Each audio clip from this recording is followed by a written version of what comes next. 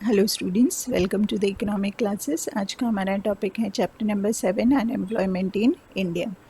Now last session में हमने इसी चैप्टर के बारे में डिस्कस किया था और हमने जाने थे वेरियस पॉइंट्स, जैसे कि हमने डिस्कस किया था अबाउट द एम्प्लॉयमेंट और अनएम्प्लॉयमेंट के बारे में भी डिस्कस किया था, और हमने जाना था about the types of unemployment, जिसमें rural unemployment and urban unemployment के बारे में डिस्कस किया था। ना आज हम डिस्कस करेंगे about the causes of unemployment. Causes of unemployment मतलब अनएम्प्लॉयमेंट किस रीज़न से इंडिया में डे बाय डे बढ़ रहा है। तो उसका सबसे मेन कॉजेज़ रीज़न है जॉबलेस ग्रोथ। जॉबलेस ग्रोथ मतलब इंडिया में इकोनॉमिक ग्रोथ तो डे बाय डे बढ़ रहा है, पर इकोनॉमिक ग्रोथ के कंपैरिजन में जितना एम्प्लॉयमेंट बढ़ना चाहिए वो हिसाब से एम्प्लॉयमेंट नहीं बढ़ रहा है, तो उसे हम कहेंगे जॉबलेस ग्रोथ। ओके, मतलब इकोनॉमिक ग्रोथ के हिसाब से एम्प्लॉयमेंट नहीं बढ़ रहा है। ओके, नाउ नेक्स्ट रीज़न है इंक्रीज़ इन लेबर फोर्स। अब लेबर फोर्स कैसे इंक्रीज़ होगा? क्योंकि डेथ रेट तो कम हो रहा है और birth rate day by day बढ़ रहा है, तो नेचुरली पॉपुलेशन बढ़ेगा तो लेबर भी बढ़ेंगे और उसकी वजह से unemployment day by day India में बढ़ते रहेंगे। Next is the excessive use of machinery. अब इंडस्ट्रियल सेक्टर ले लो या एग्रीकल्चर सेक्टर ले लो, दोनों सेक्टर में अगर मशीनरी का यूज़ करेंगे तो 2% का काम अकेले मशीनरी करेगा, राइट। तो जो 1% का काम है तो वो 1% अनएम्प्लॉयड हो जाएगा, तो उसकी वजह से डे बाय डे इंडिया में अनएम्प्लॉयमेंट बढ़ रहा है। Now next is a lack of skill development programmes. अगर किसी मशीनरी को इंट्रोड्यूस कर रहे हैं तो उस मशीनरी को ऑपरेट करने के लिए स्किल चाहिए होता है। ओके, तो उसके लिए वेरियस कोर्सेज प्रोवाइड करने होते हैं, जो हमारे इंडिया में सबसे कम है। मतलब जो कोर्सेज होने चाहिए कंपैरेटिवली जितने होने चाहिए वो हिसाब से कम है, तो इसीलिए इंडस्ट्री को जो स्किल मैन पावर चाहिए वो नहीं मिल रहे हैं, तो इसीलिए पीपल क्या, उनके पास स्किल नहीं है। अगर स्किल नहीं है तो पीपल अनएम्प्लॉयड रहेंगे, right. Now next is the seasonal nature of agriculture. अभी एग्रीकल्चर तो आपको पता है वो सीजनल इन नेचर है, सिर्फ मानसून सीज़न में ही कल्टीवेट होता है। 5 to 7 मंथ जो फार्मर्स रहते हैं वो अनएम्प्लॉयड होते हैं। ओके, तो वो भी एक मेन रीज़न है for the unemployment. Now next reason है माइग्रेशन ऑफ रूरल पॉपुलेशन। अब रूरल एरियाज़ में तो जॉब अवेलेबल होते नहीं है, इसीलिए जो तो रूरल एरियाज़ के जो पॉपुलेशन है, पीपल है, वो अर्बन एरियाज़ में क्या करते हैं, माइग्रेट करते हैं, अर्बन एरियाज़ में जाते हैं। तो अर्बन एरियाज़ में क्या हो जाएगा, अनएम्प्लॉयमेंट का प्रॉब्लम डे बाय डे बढ़ते जाएगा। ओके, तो ये सारे रीज़न थे कॉजेज़ ऑफ, ये सारे अनएम्प्लॉयमेंट के रीजंस थे। ओके, ना अभी गवर्नमेंट ने कौन कौन से स्टेप्स लिए हैं to generate the employment opportunities. तो उसमें सबसे पहले उन्होंने स्कीम इंट्रोड्यूस किया था, एम्प्लॉयमेंट गारंटी स्कीम, EGS। अब ये स्कीम इंट्रोड्यूस किया था by the government of Maharashtra ने ऑन 28 मार्च 1972। अब इसका मेन एम था रूरल एरियाज़ में एम्प्लॉयमेंट प्रोवाइड करना, ताकि रूरल एरियाज़ में अनएम्प्लॉयमेंट एंड पॉवर्टी को कम कर सके। ओके, नाउ नेक्स्ट स्कीम था स्वर्ण जयंती ग्राम स्वरोजगार योजना, SGSY। अब ये स्कीम लॉन्च हुआ था इन अप्रैल 1999 में। इसका मेन एम था रूरल एरियाज़ में एम्प्लॉयमेंट प्रोवाइड करना, ताकि रूरल एरियाज़ में पॉवर्टी कम कर सके। ओके, नाउ नेक्स्ट इज स्वर्ण जयंती शहरी रोजगार योजना, SJSRY। ये स्कीम लॉन्च हुआ था इन दिसंबर 1997 में। अब शहरी आ जाएगा, मतलब अर्बन एम्प्लॉयमेंट के लिए उन्होंने ये स्कीम, अर्बन एरियाज़ के लिए स्कीम डेवलप की रहेगी। ओके, तो अर्बन एरियाज़ में अनएम्प्लॉयमेंट कम करने के लिए SJSRY स्कीम लॉन्च किया था। अब इसमें जो भी खर्चा होता था उसमें 75% सेंट्रल गवर्नमेंट का शेयर था एंड 25% स्टेट गवर्नमेंट का शेयर था।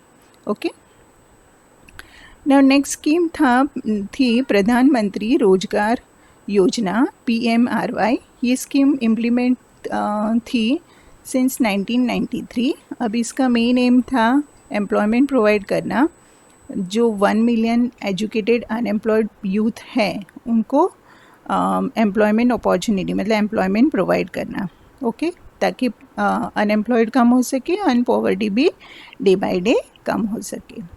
नाउ नेक्स्ट स्कीम थी training rural youth for self employment, TRYSEM। ये इनिशिएट हुई थी इन द ईयर 1979। अब इसका मेन ऑब्जेक्टिव क्या था कि रूरल एरियाज़ में जो भी यूथ है उनको सेल्फ एम्प्लॉयड बना सके। कैसे? तो उनको जो 2 लाख जो रूरल जो यूथ है उनको ट्रेनिंग प्रोवाइड करेंगे, तो उससे वो क्या हो जाएंगे, अपने पैर पे खड़े हो सकेंगे, ओके। अब ये जो TRYSEM मतलब training rural youth for self employment scheme है, वो इन द ईयर 1999 में SGSY के साथ मर्ज हो गई थी, ओके।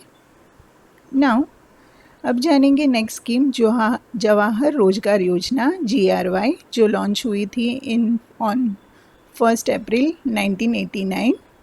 अब इसमें गवर्नमेंट का मेन एम क्या था कि जो 120 बैकवर्ड डिस्ट्रिक्ट्स है, मतलब जो बहुत पिछड़ी डिस्ट्रिक्ट है, वहाँ पर एम्प्लॉयमेंट प्रोवाइड करना, क्योंकि वो एरियाज़ में सिर्फ एक एग्रीकल्चर सेक्टर ही जो था जिसमें पीपल को एम्प्लॉयमेंट अपॉर्चुनिटी मिलती थी। पर यहाँ पर अगर ये डिस्ट्रिक्ट को अगर प्रॉपरली अपडेट करेंगे तो वहाँ पर मतलब यहाँ पर अगर इंडस्ट्रियल सेक्टर डालेंगे तो पीपल को क्या मिलेगा, एम्प्लॉयमेंट मिलेगा, ओके। तो पॉवर्टी भी कम होगी। और फ्रॉम अप्रैल 1999 ये जो JRY उसको रीनेम किया एज ए जवाहर ग्राम समृद्धि योजना JGSY, okay. Now next scheme है Mahatma Gandhi national rural employment guarantee scheme. Since 2 October 2009 जो national rural employment guarantee scheme जो नाम था, उसको वो नाम चेंज करके क्या नाम रखा गया, Mahatma Gandhi national rural employment guarantee scheme, okay. अब ये स्कीम का मेन पर्पस क्या था कि कोई भी रूरल एरियाज़ में जो अनस्किल्ड मैनुअल लेबर मतलब जो फील्ड पे काम करते हैं, जैसे मज़दूर पीपल हैं, ओके, तो ये मज़दूर लोगों को कभी काम मिलता है, कभी नहीं मिलता है। तो कभी मतलब ये जो पीपल है वो बहुत पुअर होते हैं। तो गवर्नमेंट ने ऐसी स्कीम निकाली कि ये जो अनस्किल्ड मैनुअल वर्कर के जो भी लेबर रहेंगे तो एटलीस्ट उनको 100 डेज़ का गारंटी वेजेस मिल सके इन अ फाइनेंशियल, मतलब 365 डेज़ में से एटलीस्ट 100 डेज़ का उनको वेजेस मिल सके, ऐसे उन्होंने एम्प्लॉयमेंट प्रोवाइड किया, ओके। नाउ नेक्स्ट स्कीम है दीनदयाल उपाध्याय ग्रामीण कौशल्य योजना 2014 में ये स्कीम इंट्रोड्यूस किया ऑन 23 सितंबर। अब इसका मेन एम क्या था, पॉवर्टी को रिड्यूस करना और एम्प्लॉयमेंट को सस्टेन करना, मतलब प्रॉपर एम्प्लॉयमेंट रहेगी तो poverty line day by day कम हो जाएगा, ओके। और ये स्कीम किसके अंडर आती थी, मिनिस्ट्री ऑफ रूरल डेवलपमेंट ने ये स्कीम को अनाउंस किया था, ओके। नाउ नेक्स्ट स्कीम है national policy for skill development and entrepreneurship 2015। अब एंटरप्रेन्योरशिप आया मतलब क्या हो जाएगा कि प्राइवेट सेक्टर को प्रमोट करना। अगर प्राइवेट सेक्टर को प्रमोट करेंगे तो नेचुरली एंटरप्रेन्योरशिप भी एनकरेज होगा, है ना। अब एक्चुअली ये स्कीम इंट्रोड्यूस हुई थी इन 2009 पर 2015 में लॉन्च हुई थी ताकि एंटरप्रेन्योरशिप को बढ़ावा मिल सके, ओके। नाउ नेक्स्ट स्कीम है स्टार्टअप इंडिया इनिशिएटिव। अब ये स्कीम लॉन्च हुई थी इन जनवरी 2016। इसका मेन एम था strengthen on an inspiration to the talented young generation of India to do something new for India and humanity. मतलब यहाँ पर टैलेंटेड जो यंग पीपल है वो खुद का स्टार्टअप बिजनेस ओपन कर सके, ताकि इंडिया का economic development day by day बढ़े। मतलब खुद का बिजनेस स्टार्टअप करने की ये एक इनिशिएटिव थी जो गवर्नमेंट ने लॉन्च की थी इन जनवरी 2016 में। नाउ नेक्स्ट स्कीम थी प्रधानमंत्री कुशल विकास योजना। 2016 एंड 20 में ये लॉन्च हुई थी। इसका मेन ऑब्जेक्टिव था skill development among the youth, मतलब यूथ के अंदर ऐसे स्किल डेवलप करना ताकि वो खुद के पैर पे खड़े हो सके। तो इसके लिए उन्होंने ट्रेनिंग प्रोग्राम भी कंडक्ट किए थे।